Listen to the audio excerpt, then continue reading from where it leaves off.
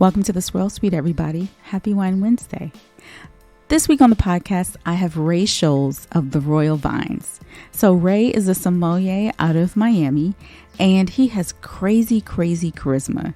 He's been working in the restaurant industry as a sommelier, as a consultant, as a trainer for a number of years. And still, after all that time and experience, he says that his knowledge of wine on a scale from 1 to 10 is a 3. You have to listen to his explanation. It's a really good conversation. Enjoy. Cheers.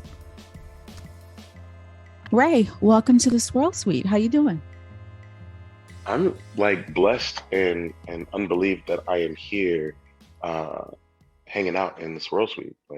I've been actually wanting to do this. I haven't said anything, but I was like, man, I want to be on the Swirl Suite. I mean, all I did was send you a DM. You could have did that the same. Yeah, you could have did the same. I know. For those who are listening, if you want to be on the Swirl Suite and you're in wine or even like a wine enthusiast, just DM us. It's not that deep. We are just a podcast.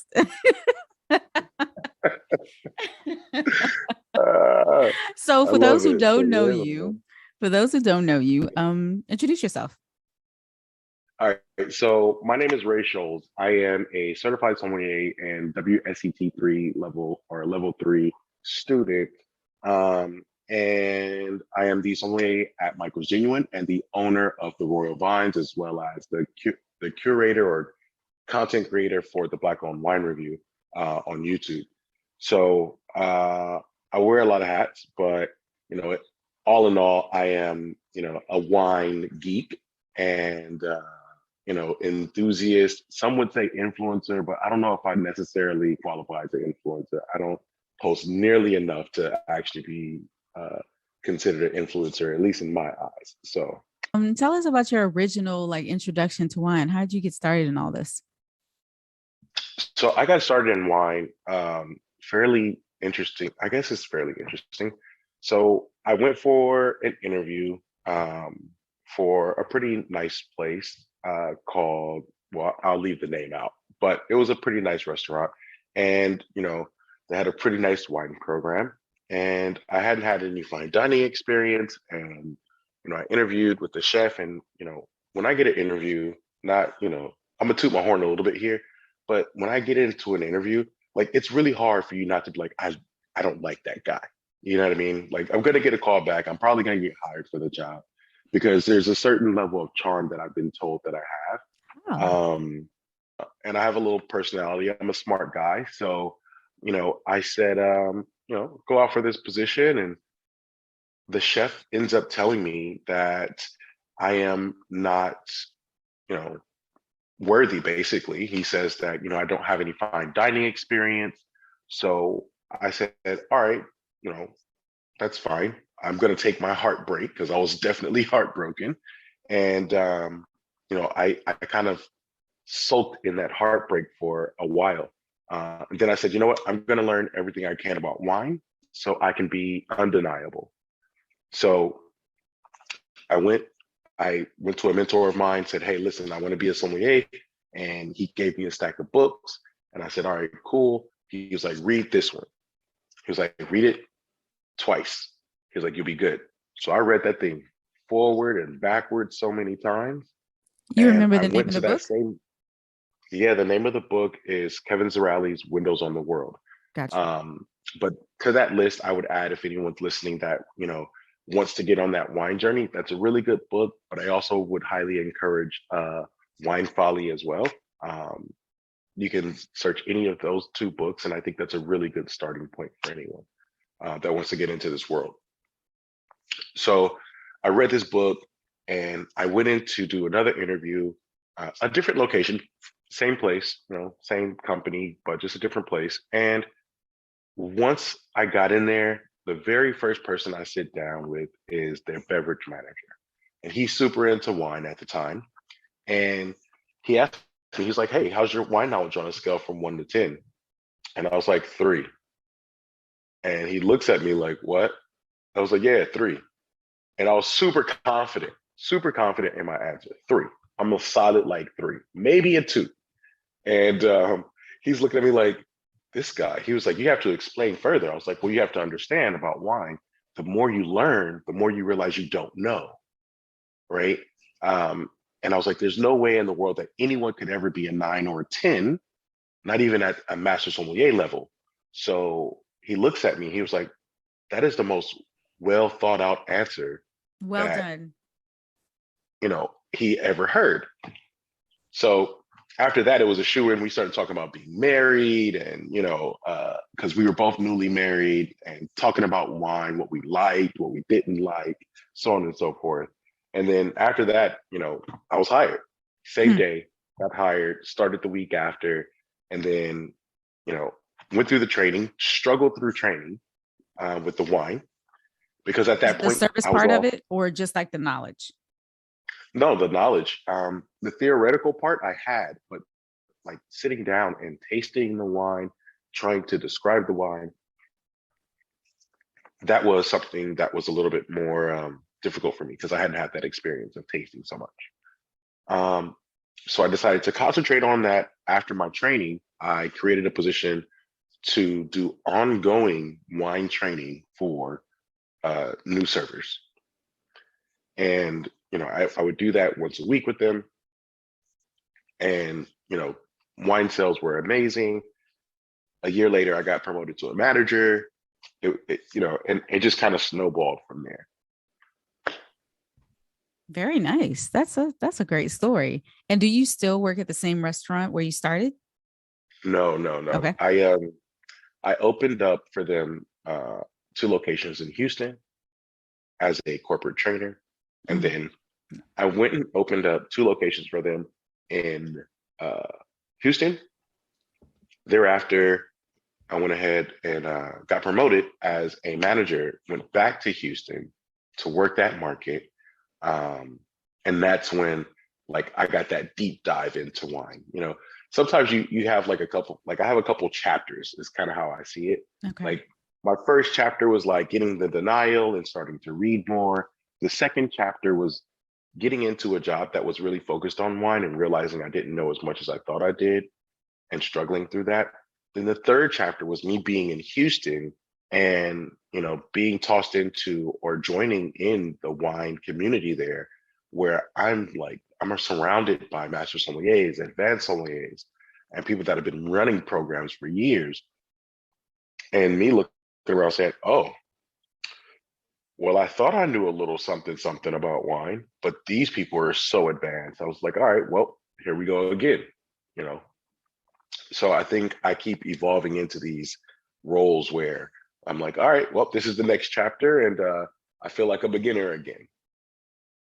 So what chapter are you in right now? Oh, God, I've lost track.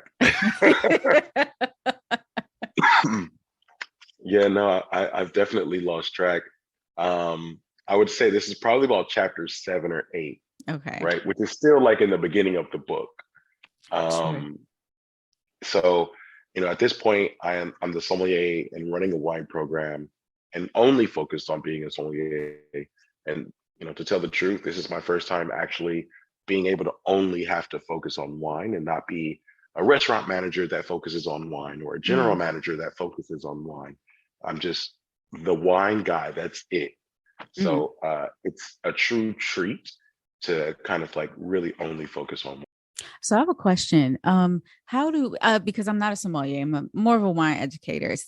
So how do sommeliers know that they're succeeding? How do you know that you're a successful sommelier? Yeah, I think there's definitely some measuring tools you can use. For me, I'm more into the numbers.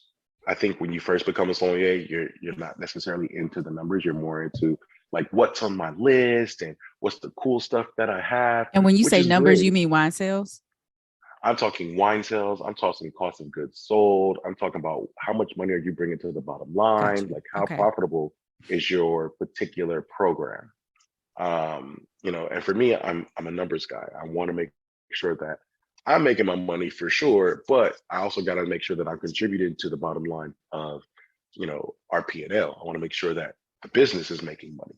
And for me, that's how I know that I'm successful. The business is making money, I'm making money, and then also the guests are happy, but also being slightly pushed out of their comfort zone Mm.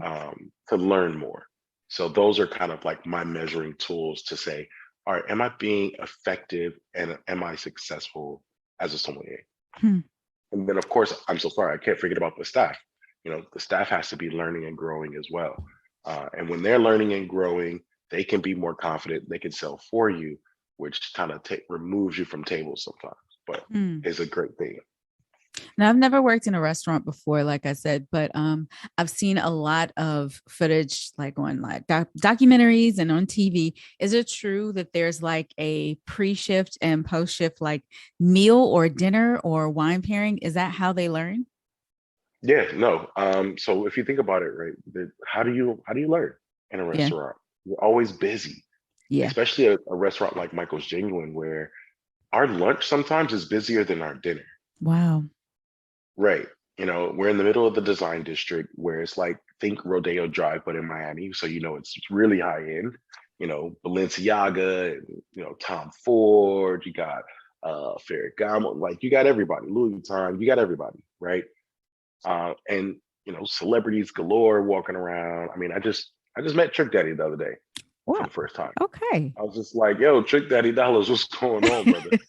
Um, so like it's star-studded and it's busy, it's crazy, but when do you find time to educate? It has to be before the shift or after the shift. Mm. There's no time in between. I can't say, oh, okay, cool. Guys, we're gonna take a break here and we're gonna do this quick little seminar so I can teach people about X, Y, and Z.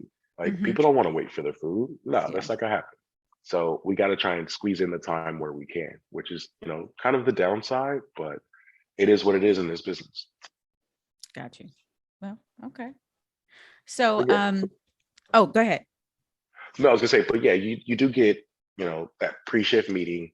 And then a lot of times after the shift is kind of a recap of the night, or, sometimes there's just like, oh, I can't believe table 23 didn't tip me this, or like, oh my gosh, did you see that table 47 was like, oh, whatever the case might be. Because people do crazy stuff. And it's entertaining, right? Who doesn't go to the mall and people watch a little bit sometimes? Got you. Um, so, yeah, we do have these beautiful, like these really nice pre-shifts and post-shifts. Sometimes they're pretty, sometimes they're a little bit like, listen, guys, step your game up, get it together. Hmm. But, at the end of the day, it's supposed to be all motivational. And then for me, it's my chance to taste my team on different wines or give them a little bit of notes or give them, tips that, I use to sell on the floor. And I just had a guy yesterday. He came up to me. He's been at Michael's Genuine for like, I don't know, maybe 10 years. And I'm like, hey, listen, guys, if you say this, I guarantee you're going to be more successful at selling more wine. Comes up to me yesterday. He was just like, Ray, all I did was do what you said, and 100% of the time I'm selling this one. And I'm like, What? So, what did you tell him to say? oh man. So I have this thing, and I'll be honest. So I have this thing. We serve a 6 ounce and a 9 ounce, and I was just like, listen, man, you guys, and I don't know where this came from. It just came to me, right? I was just blessed with it. Ancestors just hooked it up for me. So there, I'm like at a table, and we serve a 6 ounce and a 9 ounce pour, and then obviously the bottle. So I go to a table and I'm like, hey, sir, would you like the 6 ounce or the 9 ounce? And I give a little bit of a pause, and then I say, or how I like to say, do you want a restaurant pour or at home pour? Now let's be honest. I We all like know it. that in a restaurant, you're gonna get like a smaller pour, but when you're at home, you feel comfortable, right? Yeah. And this is Michael's Genuine. I'm being genuine. Do you want the pour that you're gonna pour at home? You want the pour that I'm gonna pour you when you're at my house, right? And people always go for the at-home pour, Of especially after course. COVID, Yeah. right? Everybody's like, what? Of course I want the at-home pour.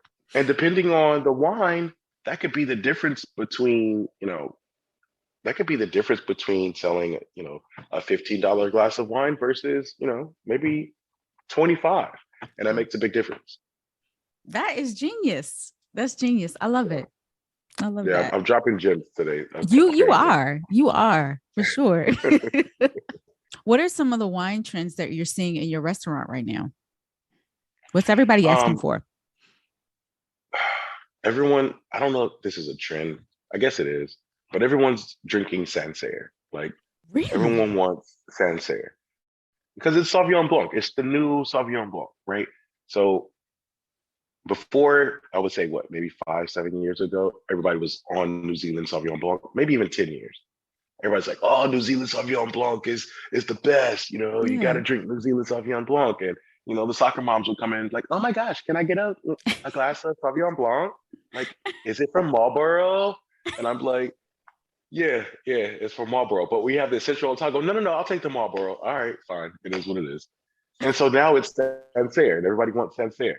Um, so, you know, I try and steer people into Greek wines. I have Oh, a yes. refreshing Greek wines that, you know, I'm like, guys, you don't, a lot of people will complain and be like, oh my gosh, Sancerre is so expensive. Yes, it is Hmm. expensive. Like, Yeah. you want to be fancy? Cool. Like, there you go. Drink your Sancerre. It's just Sauvignon Blanc from France, guys, right? And it's great, and I love it. There's some awesome producers.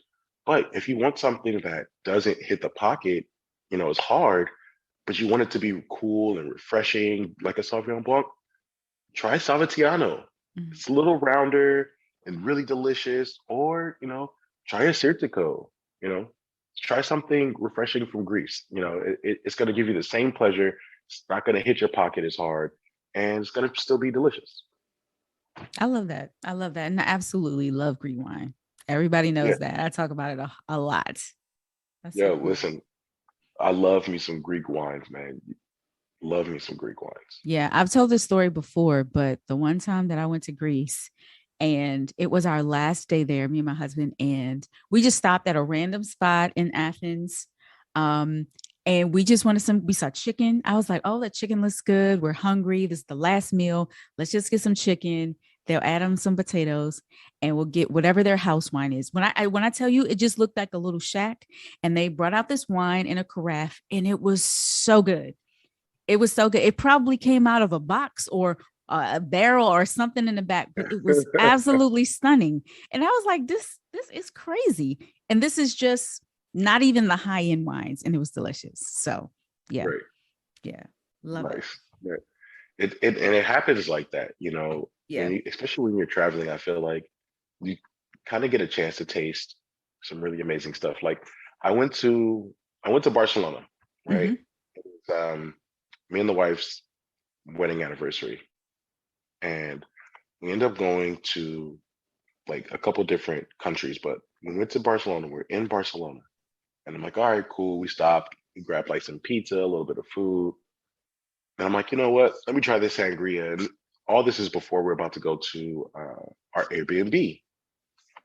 They brought out the sangria. I tasted, and I'm like, man, I normally don't order sangria, but you know, when in Spain, why not see what it's like? And I'm like, I look at the waitress, and I'm like, "Excuse, like, what is this? Like, what is this?" And she's like, "Sangria," and I was just like, "Nah, mm-mm. I ain't never had no sangria like this. What's the recipe? Like, what you put in this? You put wine in this, right?" And she's like, "Yeah." And I was like, what is this? Because this Yeah. is good. And I Yeah. was like, can I have some to go? She started laughing at me. And I'm like, I'm coming back tomorrow for sangria. You Yeah. know, and nobody says that in the States. Why? Because our sangria isn't as good. Yeah, I've had some real trash sangria. Yeah. In Yeah, in a restaurant and at someone's house. It's tough. I never order it either because to me it can be just overly sweet. Yeah. facts. I still haven't perfected a good sangria. Not like that. Same. Nowhere Same. near that. Yeah. I mean, my white sangria is cool. It's good. It's really good. But my red sangria, I'm like, listen, like that's the level I'm trying to be on. Yeah. Barcelona status. Yeah. I hear you. So yeah. So tell me about Royal Vines. What services are offered? So Royal Vines, I basically provide what I call a entertaining educational experience. So at the end of the day, the goal is for you to walk away, slightly gut busting, like laughing, but also walking away with some education and knowing some things that you didn't know before, right? I think as a sommelier and as um, just a wine professional, I think our job is to always educate. Um, so that's kind of the goal. So the services that I do with that, I obviously do a lot of wine events. I do quarterly wine events here in Miami. I also do restaurant consultations. I can't even talk. I also do restaurant consultations along with private public wine tastings, wine dinners, and then seminars and wine judging are some of the things that I do. I also do wine descriptions. So when people are coming out with new products or new varietals, and they want something to say on the back of their label that's can capture people, I offer that service as well. Typically, that service I do for free because I really, really enjoy it, and I don't think I should charge that much for people to. I mean, theoretically, I probably should because they're Absolutely, you making should. a ton of money off of it. But it's something that, as of right now, I offer for free because I just thoroughly enjoy doing it, and I get the product for free and Yeah, whatever. Um, but I thoroughly enjoy it so much, and I don't do it that often. But as of right now, it's free. that's cool. That's cool. Anything else offered with Royal Vines? Are the wine reviews a part of Royal Vines too? Yeah, the wine reviews are also a part of Royal Vines, and the YouTube education or the videos I also do through Royal Vines as well. Gotcha, gotcha. Yeah, I saw that you reviewed a lot of Black winemakers on YouTube. yeah. So, out of all of the wines that you've tasted from a Black winemaker, what surprised you the most? Which All one right, surprised you so the most? so let me tell you, the Black Old Wine Review was something I started in June of 2019. I got a case of like mixed black wines, and I was like, oh, I'm like, this is a lot. I was like, all right, I'll share this with like my black wine group down here. And so, I pull out a bottle of each and we're having a good time. Everyone's like, oh, these wines are great, this, that, and the third. And I go back home, I'm like, wow, I still have a lot of these wines. I'm like, okay, let's see. What am I gonna do? And I was like, you know what? I'm gonna jump on YouTube and talk about these wines. I was like, I got them for free. I was like, what can I do to kind of like pay my respects and kind of pay them back in a sense? And I was like, you know what? Exposure is the best, right? Word of mouth is the best. So I was like, you know what? Let me do this. And I Google it to see if anybody's doing it. I'm like, oh, nobody's really doing that. I'm like, all right, great. Why not? So I started with longevity wines. Mm, My first video, I think I did 4 wines for Phil Long. And after that, it just kind of took off and mm. people were really dug it. So I kept going. But if I have to say, who was I really surprised by? I was really surprised by Theodora Lee, her I rosé of knew you Petite were going to Syrah. say that. I don't know how I did, but I knew you were going to say that. Probably because it was the same for me. But go ahead. Yeah, her Petite Syrah and her Petite Syrah rosé Mm, was mind blowing.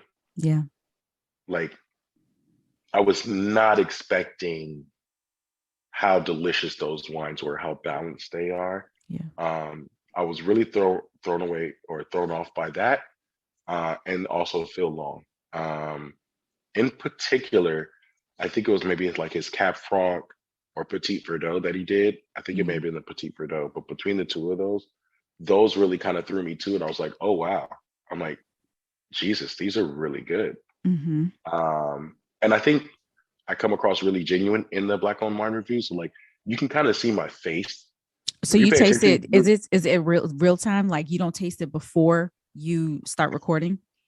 sometimes, Okay. sometimes. But I like to say that I'm also a really good actor. So like if something surprised me before, it's still gonna surprise me, when I'm recording.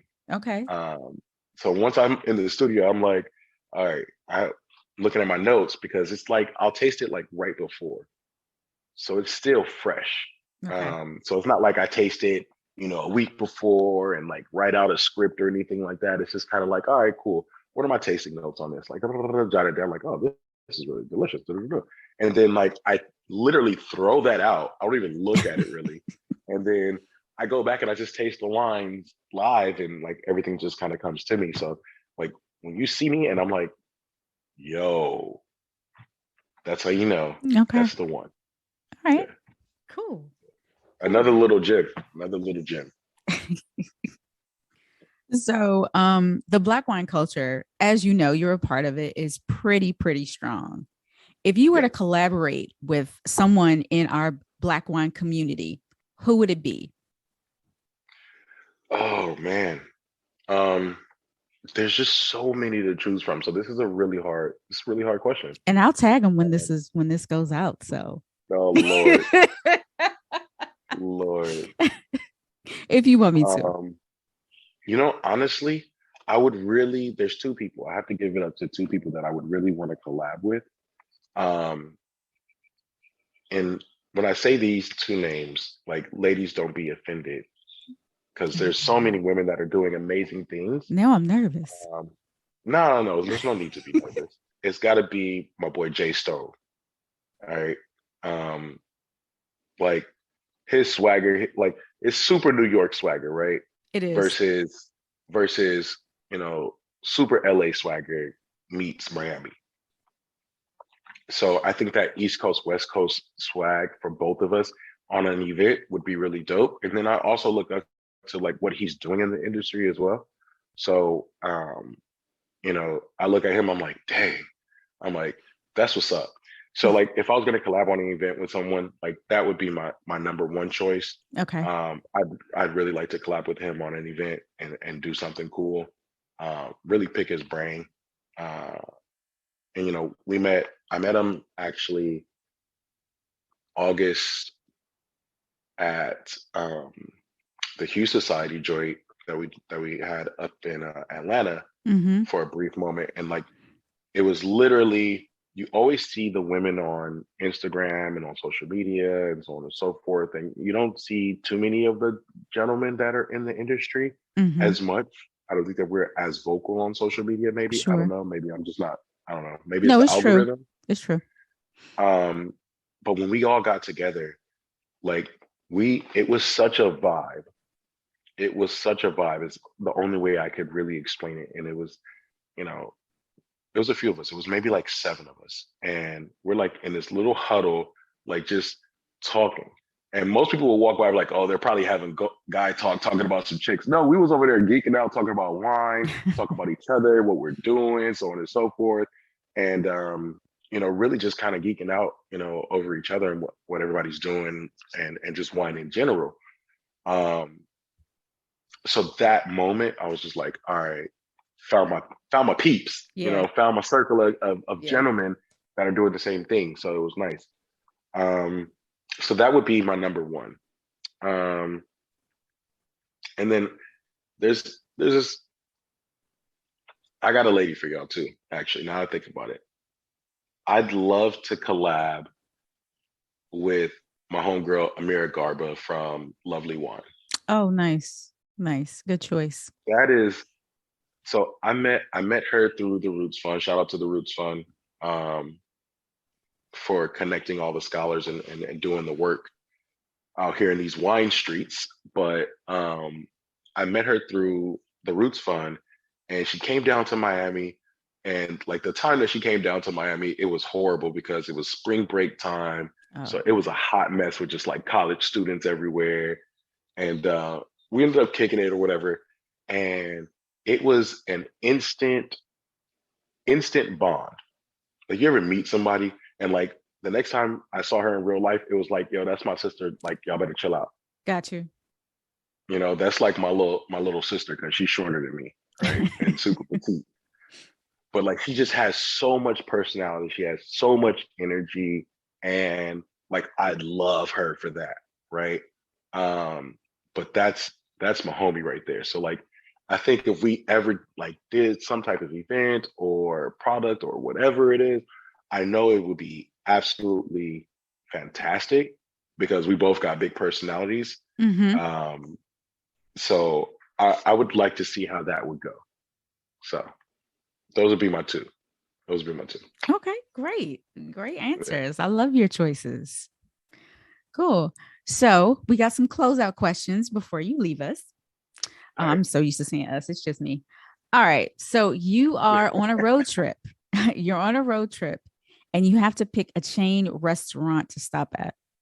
What restaurant do you choose? It doesn't have to be fast food. It can be like a Fridays or Ruby Tuesdays or whatever, but where are you stopping? Waffle House. Really? Can I choose Waffle House? Is that You cool? can. You can choose any. Yeah. Are we done canceling Waffle House? I'm not sure. Like, what's going on with that one? I am Cancel not culture got me sure. confused. I'm not sure, but so Waffle House is your choice. Okay. It would either have to be Waffle House or IHOP. Yeah, Okay. I love breakfast. Breakfast. Okay. I love breakfast. So I could eat breakfast all day. Like all day I could eat breakfast, lunch, and dinner, like and call it a day. Okay. So it would be Waffle House or IHOP. That'd be That's where I fair. go. Okay. I am going to be really boring with my answer. I am just a fan of Panera Bread. It's consistent. They have good coffee. I can either get a Listen, soup and a salad or a bagel. And I don't eat out very much, especially fast food, but Panera Bread is always consistent. So that's where I'm stopping. no, I'm the same way. I don't really eat out much as far as like fast food is concerned. Mm-hmm. Um, so I was doing Wendy's only, Sure. and Sure. then I was like, all right, Do you have Chick-fil-A? um, Yeah, I got Chick-fil-A in Florida. yeah, Okay. we got Chick-fil-A. Okay. I don't really mess with Chick-fil-A though. Really? Why Uh, not? Black I don't people know. love Chick-fil-A. Really? They oh my gosh. Are you kidding me? Yeah. Yeah, they I do. mean, my wife loves Chick-fil-A. Yeah, Yeah. And do your she kids like put the, Chick-fil-A? Because kids really like Chick-fil-A. yeah, the kids like Chick-fil-A too. Okay. Um, like so much that we go to like Sam's Club and get like the Chick-fil-A, nuggets and fries, and I gotta make it Wow. at home. Got you. Okay, next Uh, question. What do you eat in movie theaters? all right. Listen, y'all don't hate on me. I bring my own food to the movie theater. Okay. Okay? I'm not mad. Yeah. Um, if I'm eating at the movie theater, typically I am so engaged in movies because I'm a movie buff Mm-hmm. that I'll get a drink at the movie theater and I'll be good. But Okay. like if it's rare that I will eat in a movie theater, but I will, Okay. however, I'll eat in a movie theater that has like real food, Real right? food. Okay. You go to like a Cena Bistro or something like that, where Mm-hmm. like, they got a full on kitchen and it's like a restaurant, but you watching a movie type of situation. Like, yeah, I'll order some things. But for the most part, I'm so engaged into whatever the movie is. Let me just get me a drink and I'm good. I once I smell popcorn, I have to have not necessarily popcorn, but something salty. So I'm either getting popcorn or I'm getting the regular old school nachos. So when I say old school nachos, they give you like the chips and with the cheese. That's it. Don't give me the little Lord. cup of cheese. I want the cheese poured from the machine, onto the chips. Basic. They might give you a few jalapenos on the side, but that's it. So those are the two things that I eat. Gotcha. Yeah. Mm. Yeah, nah. I can't get with that nacho cheese. I know it's bad. It's terrible. It's terrible. I But can't get with it. it takes me back. It's nostalgic. Yeah, all right, cool. I like it. If what's that old saying? If you like it, I love it. There you go. Or I like it. Okay. If you were to bottle a cocktail to take to an outdoor concert, what would it be? Negroni. Oh, wow. Okay. That's a strong ass Yeah, cocktail. yeah. Actually, I'm gonna change that answer. Negroni would be good, or a Boulevardier would be good. Those are like a Boulevardier is one of my favorite cocktails. Mm-hmm. But you said outdoor concert. Yeah. that's more of my chill vibe kind of cocktail. Okay. So outdoor concert, I'm assuming it's more of a turn up situation. So I'm gonna switch it. I'm gonna do something light, and I'm gonna do a cocktail that my friends know that I drink. It's called Death in a Cup, is what they named it. I didn't name it. They named it. They called it Death in a Cup. So I used to be a club promoter on South Beach. So one of my tricks was, I built up such a tolerance that once I went to the club, I would spend a lot of money, and I was like, I'm not going to do that. So pregame, right? Everybody knows pregame. So what I would do is I would make myself a cocktail, and it would be basically a Long Island, which is vodka, rum, gin, tequila, little triple sec. You have some sour mix in there, splash of Coke on top, and it looks like tea, right? Well, Right. I would take out the sour mix. I would take out the Coke. I would add peach schnapps, which is a liqueur, right? So now you're stuck with all liquor. And then I would pretty much just drink that. Okay. And the peach schnapps would kind of cover up the liquor a little bit with a little bit of that sweetness, right? Mm-hmm. And then if I didn't finish it, I would just pour it into a water bottle. Well, once I put it in a water bottle one time, I ended up walking into the club with it. They let me in, whatever. And I was Oh. like, and it wasn't my club, so they didn't know me. But I just walked in with this water bottle, like halfway full of liquor. And I'm like, oh, I totally forgot that I had this. Because I was drinking it as I'm like outside and Right. talking and Right. whatever. And I was like, oh. And then I realized I had it, and I was like, oh. I was like, club hack, let's go. So then I started this thing where I had these pre-made water bottles sitting in the freezer because the liquor doesn't freeze, just gets really cold. And then by the time I got to the club, it looked like it was just ice cold water I just bought. Genius. That's what I would be drinking. Okay. I Yeah, like it. I yeah. like it. Y'all welcome. Anyone who's listening, you're welcome. So my cocktail would be, I love bubbles. So I'm gonna go with a French 75, but a French I knew 75 it. with gin, with a With gin. really with a good gin. Yeah. Okay, you got to tell me what gin now. What gin? Ooh, let's go with the DC brand. Let's go with Green Hat. Have you had Green Hat Green before? hat. Yeah. Mm-mm, mm-mm. Yeah. We have a few distilleries here, and yeah, Green Hat makes a spectacular gin. Yeah. I've never been to DC. I got to get up to DC. Say Bring the kids up to what?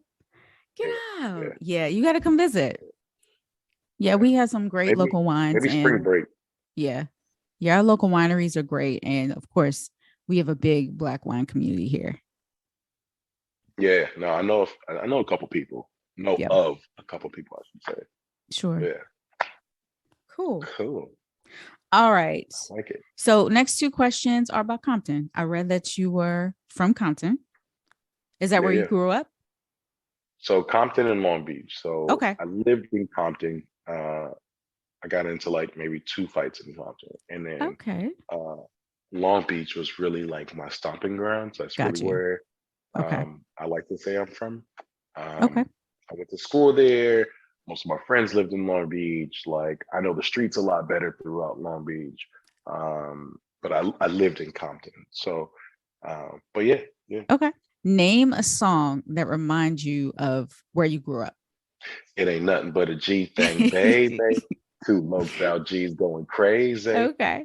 Death Row is the label that pays me. Unfadable. So please don't try to test me. All right, cool. I'm done. So I'm assuming that you really enjoyed the halftime show. Oh, what?